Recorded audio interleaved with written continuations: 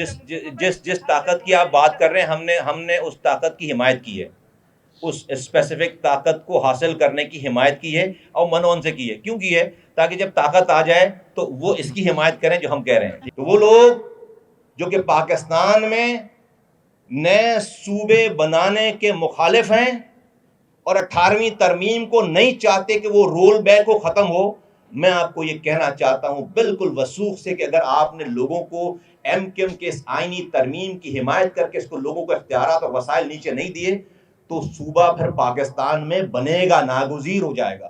پھر جو ہے وہ 18ویں ترمیم رول بیک ہوگی. پاکستان پیپلز پارٹی اس بل کو اس 27ویں ترمیم میں سپورٹ کرنے کے لیے تیار نہیں تھی.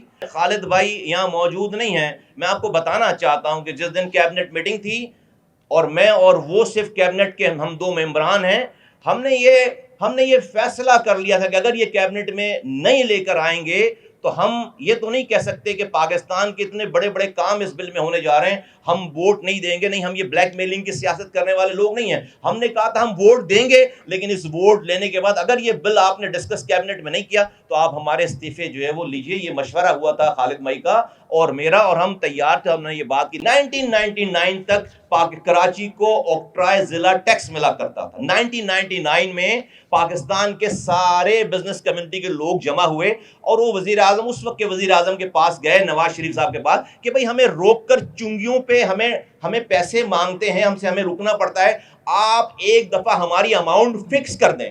تو 1999 میں اس وقت کی حکومت نے فکس کیا کہ ہم جی ایس ٹی کا 2.5% ہم یکمشت کاٹ کر ہم جی ایس ٹی کا 2.5% ہم یہ ڈسٹرکٹ گورنمنٹ کو ڈائریکٹ ٹرانسفر کر دیں گے.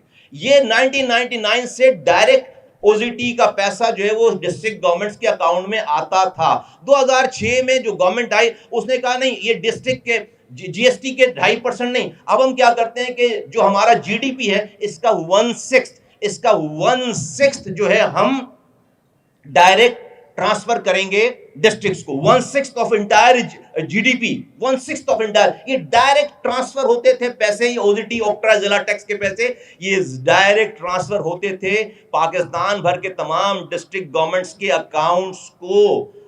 آئی ڈی سی کہتے ہیں، انفراسٹرکچر ڈیولپمنٹ ایکٹ، جو کہ کراچی پورٹ پر پیسے لیے جاتے ہیں. یہ کس کام کے لیے جاتے ہیں؟ کہ شہر سے جو ٹریفک گزرتا ہے اس سے جو انفراسٹرکچر ڈیمیج ہوتا ہے، اس انفراسٹرکچر ڈیمیج کے پیسے لیے جاتے ہیں سارے ٹریفک سے. وہ پیورلی سارا پیسہ جو ہے وہ کراچی کا. 200 ارب روپے اس سال کراچی کے نام پر جاؤ، 1 روپے نہیں. بتا تیسرا مت، آپ این ایف سی ایوارڈ لیتے ہیں، نیچے پروونشل فائنانس کمیشن ہی نہیں ہے، نیچے پی ایف سی ایوارڈ نہیں ہے، نیچے اگر آج اس وقت آج کی پاپولیشن کے حساب سے، جو کہ صحیح نہیں ہے، کراچی کی پاپولیشن سندھ کی پاپولیشن کا 37.8% ہے، تقریباً 38% ہیں.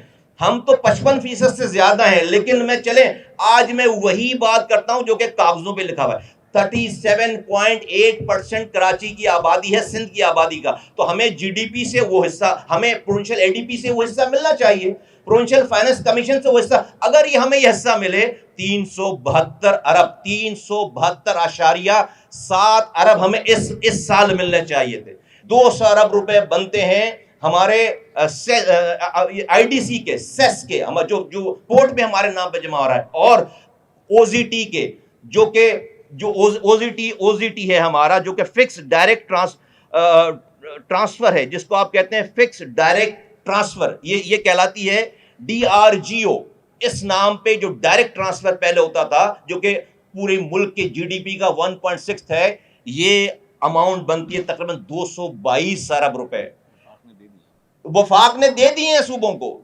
لیکن یہ جو کیچ ہے، وہ کیچ ہے کہ پہلے وفاق ڈائریکٹ ڈسٹرکٹ کو پیسے دیتا تھا. 7ویں این ایف سی ایوارڈ میں 2010 میں سارا ہمارا پیسہ یکمش کر کے صوبے کے وزیر اعلیٰ کو دے دیا گیا کہ بھائی یہ بانٹ دینا. وہ نہیں بانٹ رہا، یہ ہے مسئلہ.